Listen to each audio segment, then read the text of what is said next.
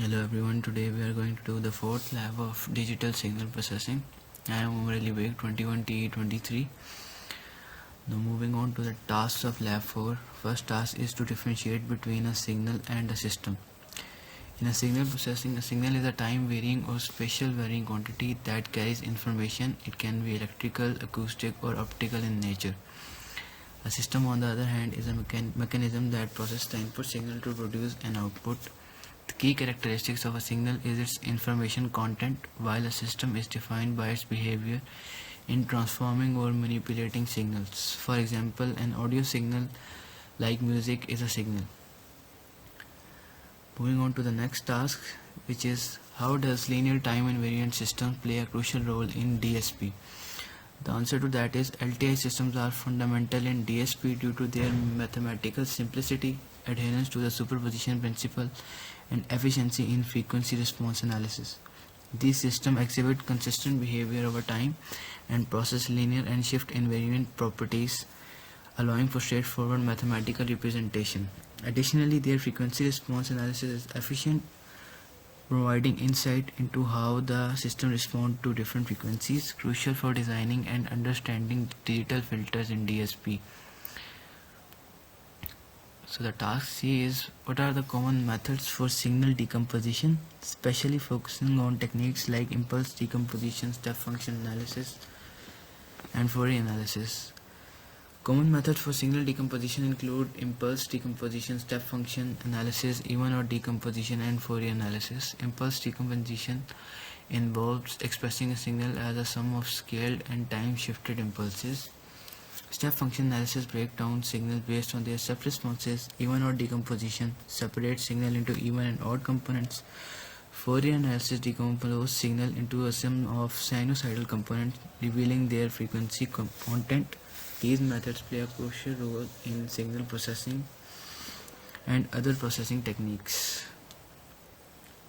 The next task is what is convolution and how does it play a significant role in DSP systems. The answer to that is convolution is a mathematical operation that combines two signals to produce a third representing the integral of the pointwise multiplication of input signal.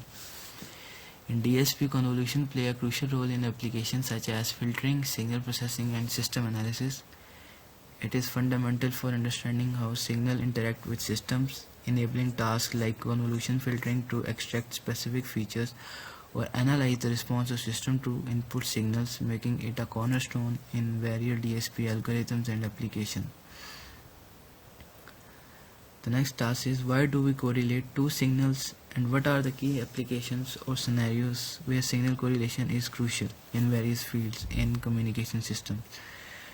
We correlate two signals when we want to measure the similarity between them or identify a pattern of interest.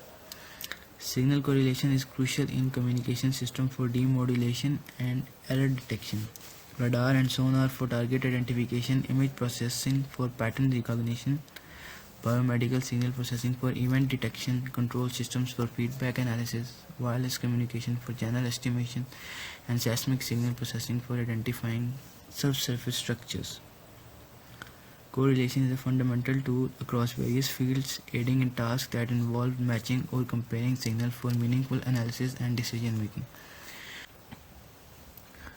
Moving to the MATLAB task of this lab 4. In task 1, we are convolving the two signals. The first signal is X and the second signal is H. We take the input from the user of both of these signals, then we use the built-in command of convolution in MATLAB, which is CONV. First we are plotting the input signal, secondly we are plotting the second input signal, and at the end we are plotting the convolved signal. So we have output like this. First is the first input signal X, second is the input signal H, and then at the end we have the convolved signal. Moving to the task 2. In this task we are doing the slip and slide method, which is also a convolution.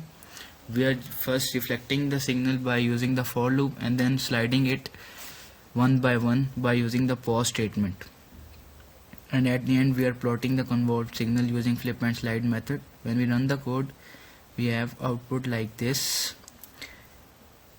We have time interval from -1 to 1, and the first signal is exponent t raised to the power 2, and the second signal is ranging from -2 to 2, and it is t2 raised to the power 2.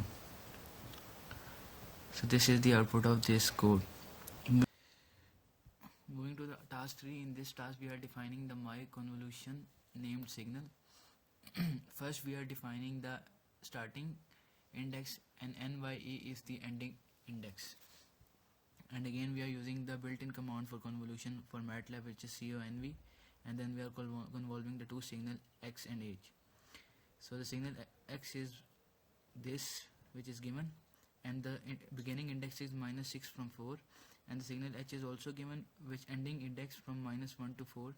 Now we are calling the function which we defined earlier and plotting the results, so we have this output. Moving on to the last task of this lab.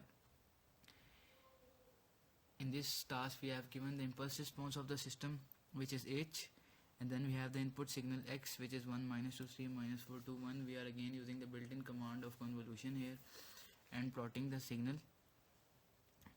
Then we are shifting this signal and convolving it with a shifted version of the signal here, and then we are again plotting the shifted signal. So first we have the input signal, then we have the impulse response, and at the end we have the output signal. And this is the convolution of shifted input signal and output signal for shifted input. Completed. Thank you for watching.